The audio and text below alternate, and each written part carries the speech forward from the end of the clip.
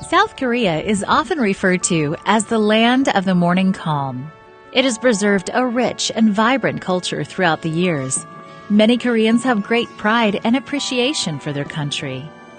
In a small suburban community, a group of young people are getting their traditional costumes and instruments ready to go to their town's central park and put on a show.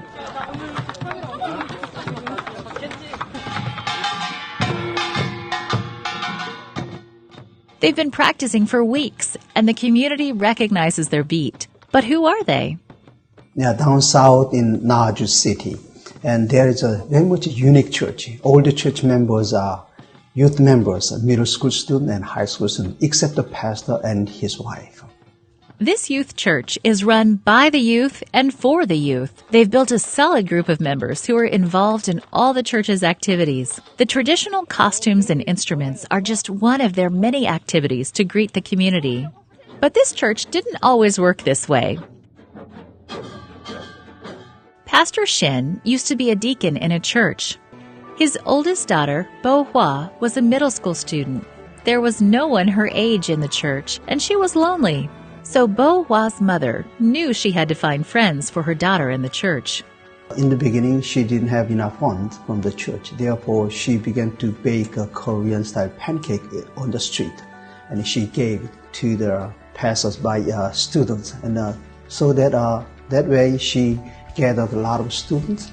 And then as of now, the church baptizing 20 or also young people every year. Thanks to the mother's efforts and pancakes, the youth congregation was growing. As the church grew, Bo Hwa's father felt the call to join the ministry. At that time, Bo Hwa's father was a deacon, but he was feeling God's call to be a minister. When he was 47 years old, he went to the theology training, and his older daughter followed him, and then eventually the youngest daughter followed. Having 3 family members in theology school was not cheap. So one year, the father was a senior, and the first daughter was a sophomore. The youngest daughter was a freshman. 3 of these are in the same classroom.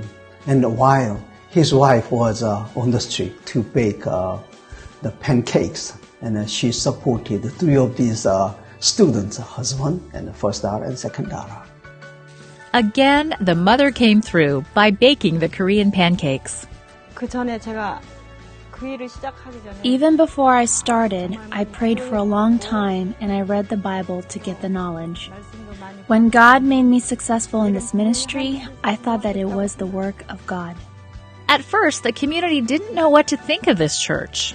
But the youth decided to give to the community. They visited the homes of the elderly. They would talk with them, wash their dishes, work in their gardens, and help in any way they could. As a result of truly caring for their neighbors, their reputation has transformed to being loved by their community. These students are very welcomed by the elderly citizens around here. These elderly citizens took them in as their grandchildren. On a typical Sabbath, they will have a church service, share a meal together, and spend the whole afternoon together. They are truly a church family. It is a great joy of mine to see them remaining in the faith as they grow up and become successful citizens in society. With all the growth and activity, they have outgrown their humble building and need more space to expand. They want to train the youth to effectively reach the community. A portion of your mission offerings will go toward building a mission institute for the youth so they can be properly trained to introduce their neighbors to Jesus.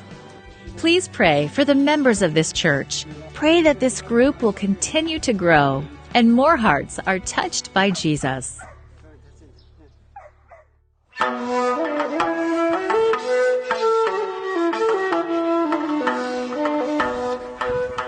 When you think of Japan, you might imagine the busy, crowded streets of Tokyo, or your mind might wander off to scenes of beautiful landscapes.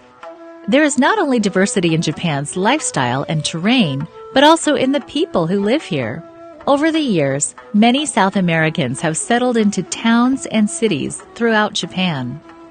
Shizuoka is famous for its views of Mount Fuji. It has a humid subtropical climate. On this Sabbath morning, the rain is holding off, allowing this congregation to meet beside a peaceful lake outside the city.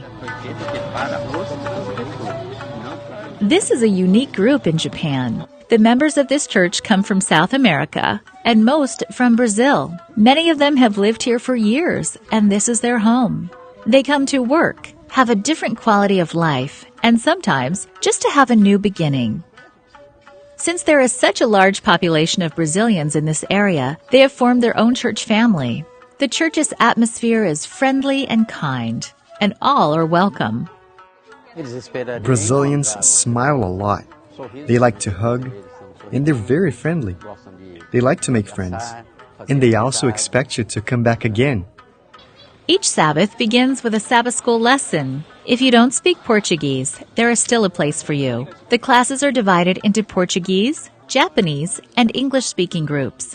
In general, Japan is a challenging area for the gospel to spread. Japan is a highly developed country, but because of secularism and materialism, all these things will hinder people, to receive the gospel message, you see. You can notice a strong presence of these concepts in the cities. People are busy and have little time for religion. This busy lifestyle even rubs off on the Brazilian migrant workers. For the church members, the time to rest on Sabbath is highly valued.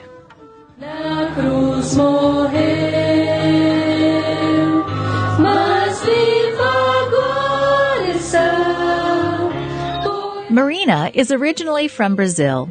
When she moved to Japan with her husband, they were not Adventists. Her husband wanted to find a new church in Japan, so he started looking and found an Adventist church. Marina was against the idea of visiting. The first time she went to church, she deliberately wore outrageous outfits to embarrass him and maybe stop him from going. Her husband told her that as long as she comes to church, it's okay.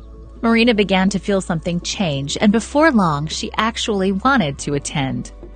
She listened to the messages, and eventually, Marina and her husband were baptized. Members like Marina have turned their lives around to serve Jesus. The Mission Challenge can be seen around the world, and especially in places like the 1040 window. Churches like this one in Japan have a great responsibility to draw people closer to Jesus. A portion of your mission offerings will support a multicultural center where international members can come together and lives can be touched by Jesus. Please pray for this church and other international churches around the world. Thank you for supporting the mission of the Seventh-day Adventist Church. This is Mission Spotlight by Adventist Mission.